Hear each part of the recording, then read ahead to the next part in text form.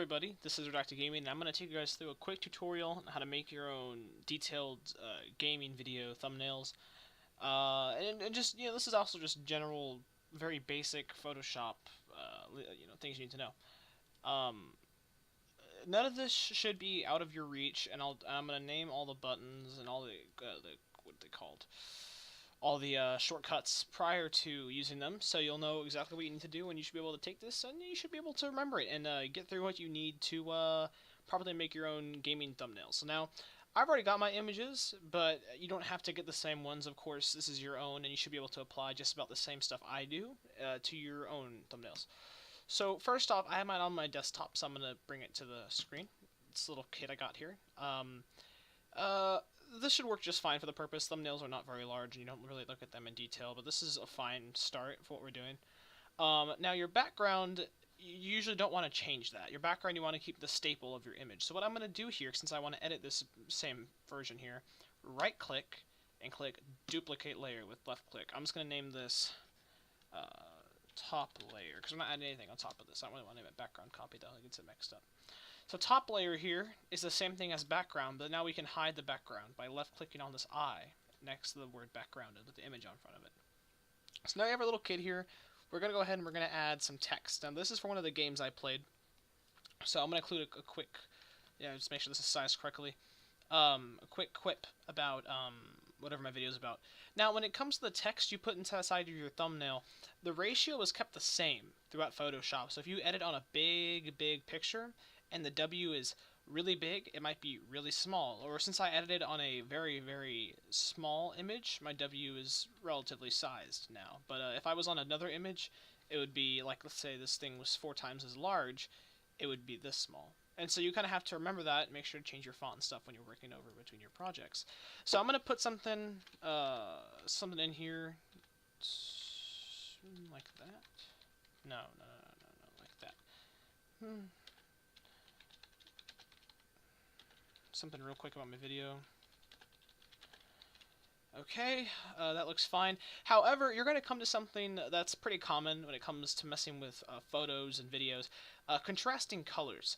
What our issue is right now is we have too much red to really bring out this text. The red and the green in the background they're complementary, but they're not colors that really coordinate very well when coming to writing text. We want a color that isn't black, green, red, or like this, manila folder kind of style beige over here. We want to go ahead and we want to find a kind of color for our text that is, it's useful and we can, properly utilize it and make sure our thumbnail is noticed. So highlight by holding left click and dragging over your text box, your text, and click on the little box up here. This will bring up your color picker.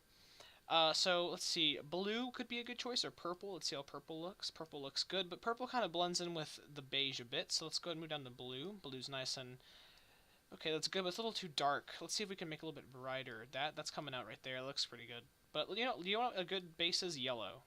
Bright yellow. Let's do a little bit of darker. Ooh, that's good. I actually really like that. Maybe orange. No, that goes too much with the red. Okay. We're going to go with this, kind of old pea yellow right here. That's fine. Now, just for my own personal, I bolded it. You don't have to necessarily bold yours. Making my letters crisp, though, because crisp, kind of takes out the little dots that it creates sometimes. And I'm going to make you can make it whatever you want, but I don't know. It's kind of hard to decide when it comes to images. I want thick text. I like my text thick, but I also like it to be, curvy and have a job. So we're going to go with this. No, I don't know. It was called, Navi or nope. Help me, somebody help, someone help me. Bold that. Actually, that's not bad. That's where we were. Okay, so yeah, it's just not bright enough though. We're gonna make it full bright. There we go. That's good. Okay, so now you're ready to save your image. See if we. Okay, cool. Let's make sure that works. So now we're ready to save our image. Oh wait. No, we're not. I still want to do something to this top layer. That's why I made it.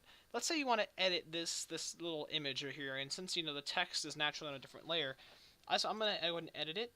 I'm going to add a person. You can add whatever you want to it, but now that it's on a separate layer, you don't have to worry too much about your image becoming ruined. because your text is on a different layer. Okay, I like that. That's good. I'm fine with that. Click, apply, and it'll stay like that. Now, when it comes to saving your image, you have two options. File, save as is what you need to go for. It'll bring you to this little box here. Now, I'm gonna name it just something very casual. Um, that's good, I guess. That'll work. It's temporary, just as an example. Now, here's what you need to pay attention to. Format, right here. This is important. The Photoshop naturally saves as a PSD or a PDD file. Because it's just preferred, I guess. It's assuming that you're going to save this to work on it later. Well, we're not. We're done with this image. So click on this, and then left click on the word JPEG. JPEG, the word. Just bring some other ones over here. And then save. It'll bring up this JPEG option. Make sure large file is all the way. Make sure this little drag bar is all the way to the right. This bar is on maximum, and quality is 12 or higher, depending on what your RAM can run.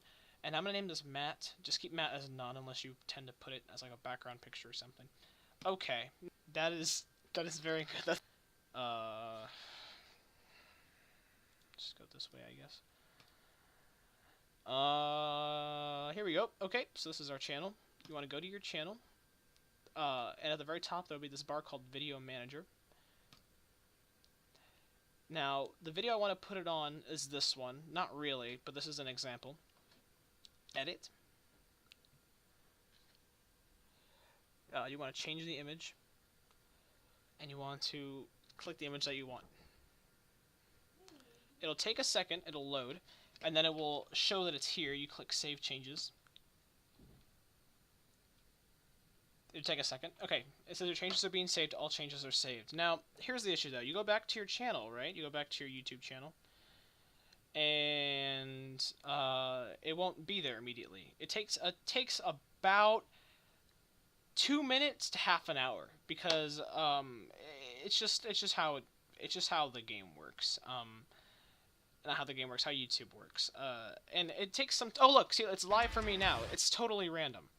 Totally random. That's so random, that thing. Okay, well.